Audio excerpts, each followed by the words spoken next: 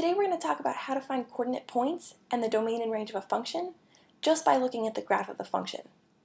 To complete this problem, we'll look for points on the y-axis that correspond with points on the x-axis. Then, to find domain and range, we'll look for all x and y values that the function attains.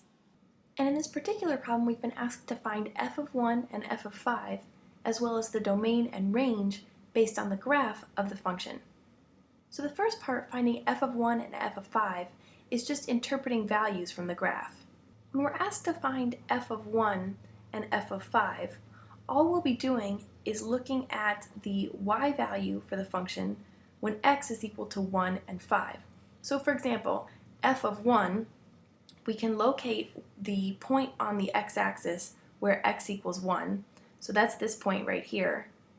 And to find the corresponding y value, we just go up and meet the graph wherever it is, and we see that we get to the graph at this point. If we go over to the left, we see that we hit the y-axis at 3 right here. So we know that f of 1 is equal to 3.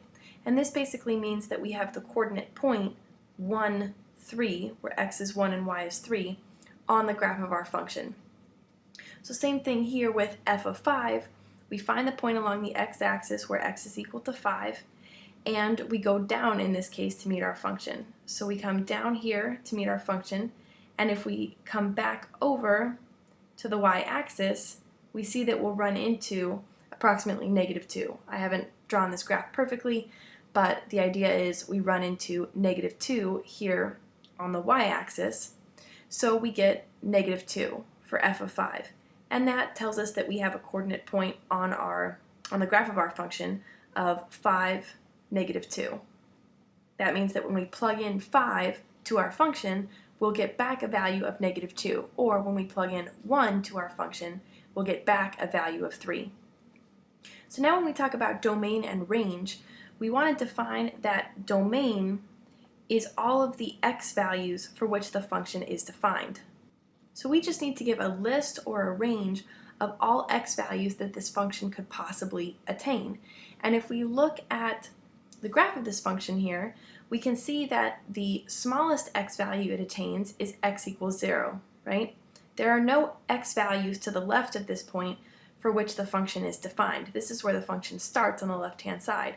It ends here on the right-hand side. So we know that the domain runs from this point all the way to this point, and the left-hand side here is equal to 0. The right-hand side is equal to 7. So we can say that the domain is x greater than or equal to 0 and less than or equal to 7. We can also write that as, in square brackets like this, 0, 7.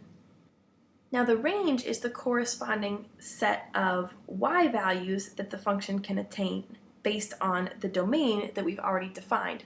So on this domain here from 0 to 7, which y values can the function attain? Well, we can see here that, and we'll use a different color, we can see here that the highest y value is at this point here, and that the lowest y value is at this point here. So we know that our range runs from this point to this point, and that's the range. The y-coordinate at the top of our range here is 4, and at the bottom it's -2. So we can say that the range is y greater than or equal to -2 and less than or equal to 4, and again we can write that as -2 to 4.